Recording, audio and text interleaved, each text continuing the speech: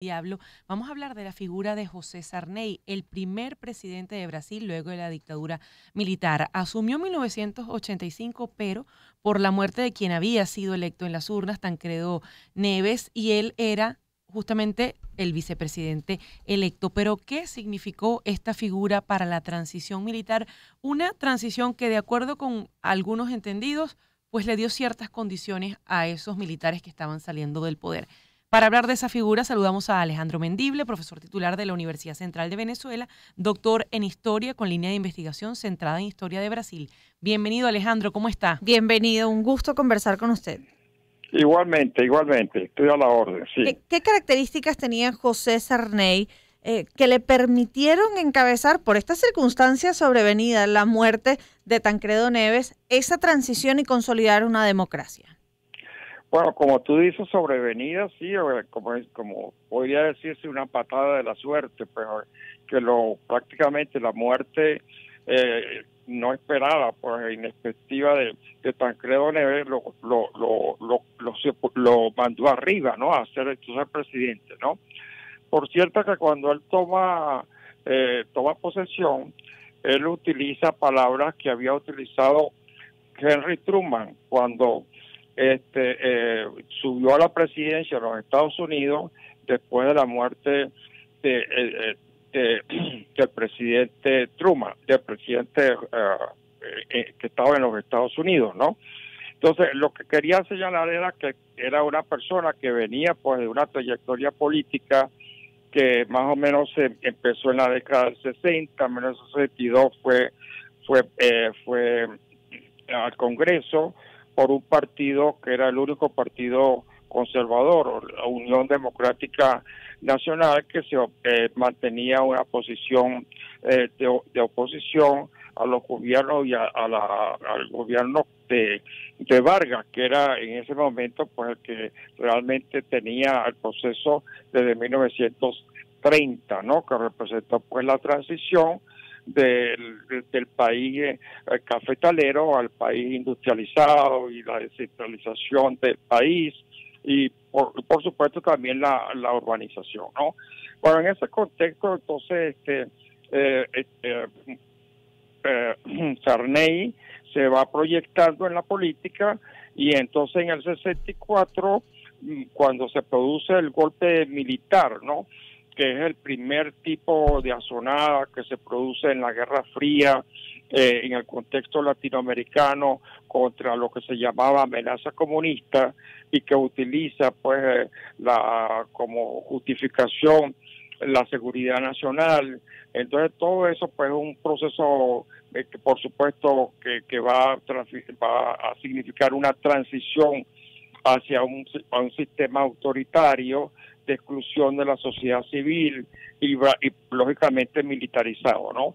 En ese contexto los militares trataron de hacer una reorganización completa y política y dejaron también un bipartidismo, y en ese bipartidismo entonces Sarney entró pues como uno de los políticos tolerados por el sistema y ahí fue ganando posición hasta que en la última etapa ya tenía entonces más o menos una posición ganada pues en la dirección del partido que era el ARENA, que era el partido opositor tolerado por el gobierno, y después entonces se creó en 1985 cuando hubo el gran movimiento nacional que se llamó las elecciones directas ya, que buscaban una salida electoral porque había un agotamiento del sistema militar por varias razones. Uno era el caso de los derechos humanos, que lo apretaba mucho la cuestión de las Naciones Unidas. Otro, pues la crisis económica que había surgido del aumento, pues sobre todo del petróleo después de la guerra del 73, después del Yom Kippur, y todas esas cosas fueron combinándose y también la situación de la Iglesia Católica que criticaba como institución muy fuerte al gobierno. Todo eso generó pues una transición y entonces ahí apareció pues de manera muy consensuada la figura pues de Tancredo Neves como representante de la oposición. y entonces para buscar entonces un acomodo se buscó entonces a Sarney, que en ese momento había entrado en problemas internos con otros dirigentes del grupo autoritario, básicamente con el que era gobernador de San Pablo, ¿te fijas? Y entonces en ese contexto lo nombraron como vicepresidente, como una especie de hacer un tic electoral digerible o tolerable de la tendencia civilista y la tendencia que todavía tenía entonces con conexiones pues con el sistema militar, que en ese momento salía, pero estaba bastante fuerte. No era como el caso de Argentina, que cayó pues por un colapso después de la guerra de las Malvinas, sino que era una planificación que los mismos militares venían haciendo desde Geisel, un periodo anterior, lo que se llama una distensión política, y se fue entonces gradualmente abriendo hasta que se hicieron las elecciones de gobernadores, y después vino entonces el proceso ya definitivo, que fueron las elecciones que no fueron directas, pero fueron de segundo grado, pero sí fueron transmitidas a la opinión pública, y eso por supuesto hizo que ganara Tancredo Neves. Y entonces en ese proceso, como no pudo tomar posesión, entonces Sarney tomó la primera magistratura nacional, como ya señalé, pues un hecho pues muy fortuito, y entonces él tomó la presidencia y se le abrió esa posibilidad de ser el primer presidente de la reconstitución democrática entre 1985 y 1909. Pero es muy importante porque en ese quinquenio hubo transformaciones extremadamente importantes, ¿no? Una muy rápida que podría decir el acercamiento, por ejemplo, con Argentina, Alfonsín, el hecho, por supuesto, de estos dos países por primera vez firman entonces lo que va a ser el acuerdo del Mercosur, ¿te fijas? Y van a convertir una hipótesis de conflicto tradicional en la región, que venía desde la época colonial, en una situación de cooperación, de crecimiento juntos, que llega hasta hoy, ¿no? Que entonces uno de los puntos neurálgicos de Sudamérica entonces es superado. Pero en Brasil es muy importante señalar lo siguiente: la política, él en esos 5 años sí se crea la Constitución Democrática, que es la vigente en 1889, muy importante, con cuestiones liberales, inclusive recoge por supuesto el pensamiento de Bolívar y de los que pensaron pues en la independencia en el siglo XIX, lo incorpora como un artículo donde ya entonces Brasil se abre, se acerca a América Latina, que siempre hubo una especie de resquemores por el pasado de Brasil, que fue muy diferente al de América Latina, porque fue una monarquía la más exitosa que hubo en América, en todo el subcontinente americano, etcétera, ¿no? Entonces, todas esas cuestiones importantes. En lo político hubo un desarrollo, pero en lo económico, precisamente porque era un contexto muy complejo, la década del 80, que fue la década de la deuda económica, lo que se llamó la década perdida, que prácticamente todos los países latinoamericanos entraron en ese conflicto. Brasil fue uno de los que estuvo realmente muy con un gran conflicto. Entonces hubo grandes problemas económicos, pero en los políticos sí hubo realmente una distensión, reorganización de los partidos, la sociedad civil rescató sus derechos. Entonces eso realmente le permitió a Sarney tener una posición. Inclusive visitó a Venezuela. Cuando visita a Venezuela, entre su formación está la parte de la literatura latinoamericana, habló de Rómulo Gallego, etcétera, ¿no? Y como dije, entonces tuvo también un acercamiento estratégico importante con Argentina, que es importantísimo en cuanto a lo que hoy llamamos pues con las posibilidades suramericanas, ¿no? Entonces, más o menos esto sería una especie de guión muy general, ¿no? De Pero entonces él, evidentemente hay que marcar todo esto en un elemento que para la época es muy importante, el contexto de la Guerra Fría, ¿no? Entonces las limitaciones era, por supuesto, un mundo internacional, entonces estaba el juego entre Estados Unidos y la Unión Soviética, ¿no? Entonces eso determinaba, por supuesto, que en América Latina, en el caso de Brasil, había unas relaciones muy fuertes con los Estados Unidos desde el punto de vista económico. Casi el 80% del comercio internacional era hacia los Estados Unidos, las multinacionales, las grandes inversiones eran de los Estados Unidos, entonces eso acondicionaba mucho las posibilidades del juego político, ¿no? Entonces sí había, por supuesto, tendencia, pero quiero resaltar entonces de que Sarney era un personaje conservador que venía entonces de ese partido que ya señalé, la Unión Nacional Democrática, que se oponía al varguismo, que era la transición, la conformación de un eje político diferente, sobre todo clases medias, la clase obrera, etcétera, ¿no?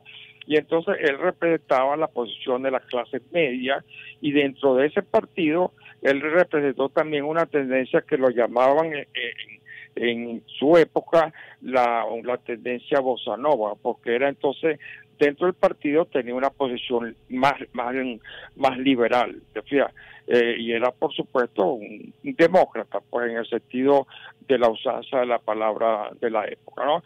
Y una cosa también interesante de destacar es que él venía pues del estado de Mato Grosso, esa es la parte norte de Brasil, un estado importante que fue en un principio tomado por los franceses en la época colonial, y entonces él ahí realmente fue gobernador y creó pues un movimiento político regional muy fuerte, y eso fue lo que le permitió después entonces también participar en la política nacional, etcétera. Entonces él combina el factor regional, pues sobre todo en la parte del norte, la parte entonces de esas tendencias pues internas que buscan sobre todo la democracia liberal. Y en ese marco pues él por supuesto se destacó evidentemente, una persona no confrontacional, pues, y todavía a sus 90 años sigue ejerciendo la política y es altamente considerado precisamente en los escenarios políticos de Brasil. Profesor Mendible, sí. Usted hablaba de esa posición bossa nova, pero quizás qué crímenes, qué cosas tuvieron que perdonarse a la dictadura militar, siendo un personaje que al principio resultaba cómodo para esa dictadura militar que hace esa transición controlada. ¿Qué cosas son todavía heridas abiertas en Brasil que en ese momento no fueron atendidas? Alejandro Mendible nos acompaña hoy en el cierre del seriado Con Dios y con el Diablo, que nos lleva a conocer la figura de José Sarney, el primer presidente en la era democrática de Brasil en 1985. Sí, ciertamente mucho. Yo podría decir que es muy diferente, por ejemplo, el caso de Argentina, el caso de Uruguay o el caso de Chile, ¿no? O sea, donde empezaron inmediatamente los juicios contra los miembros del gobierno militar. Bueno, sabemos cómo terminaron en el caso de Argentina, murieron en la cárcel, ¿no? En Brasil no llegó a eso, porque como dije anteriormente, ¿no? La dictadura con Keyser, en un momento ya traumático, climático, donde lo que llamaban ellos el milagro económico empezó a fallar, a descomponerse, entonces ellos aceptaron que tenían que haber una descompresión política, y ahí entonces Geisel, un personaje muy importante y que terminó con una muy buena imagen dentro de la parte civil, fue coordinando entonces esa distensión. Entonces hubo una especie de busca de avenimiento con la parte civil para la retirada hacia los cuarteles. Evidentemente entonces no hubo juicios como en otras partes. No hay un general que esté en la cárcel en Brasil. Los juicios se han hecho la misma cuestión de el recuento histórico ha quedado muy limitada en el Brasil, etcétera, etcétera, ¿no?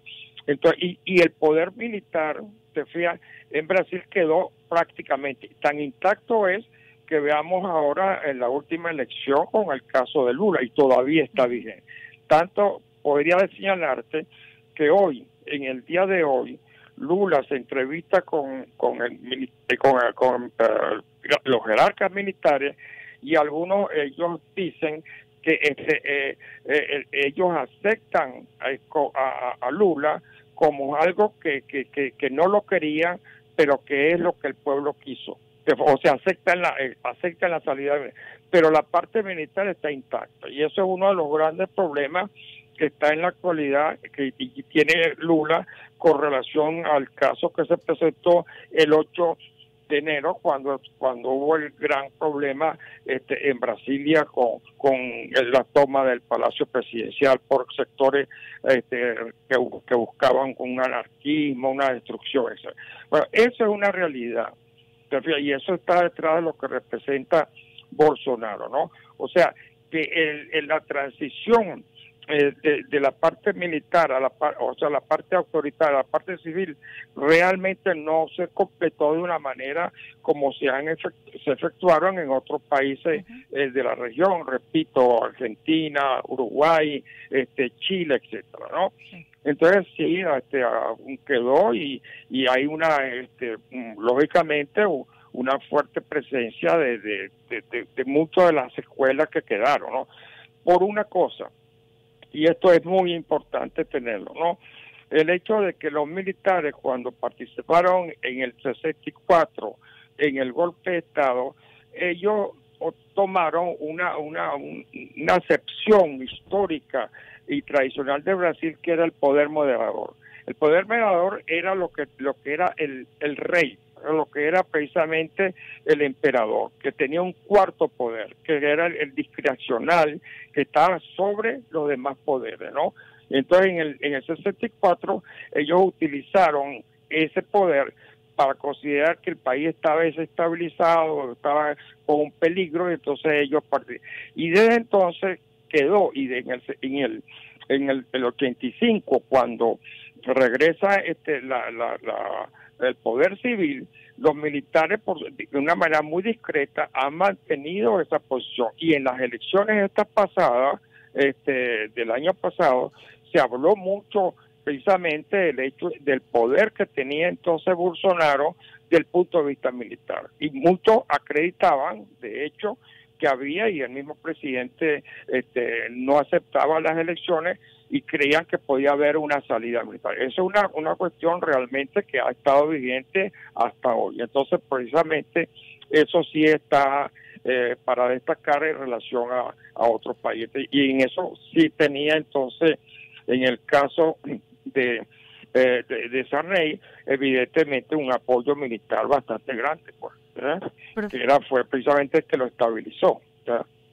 Profesor Mendible, muchísimas gracias por haber conversado con nosotros y ayudarnos a entender las características de esa transición que en el caso de Brasil fue progresiva, conservando quizás los privilegios del estamento militar, distinto a lo que ocurrió en el caso de Argentina, que como conversábamos ayer, se inició con los juicios para establecer las responsabilidades de los crímenes cometidos durante la dictadura. Alejandro Mendible es profesor titular de la Universidad Central de Venezuela, doctor en Historia, con línea de investigación centrada en Historia de Brasil, y con él cerramos este seriado. 10:41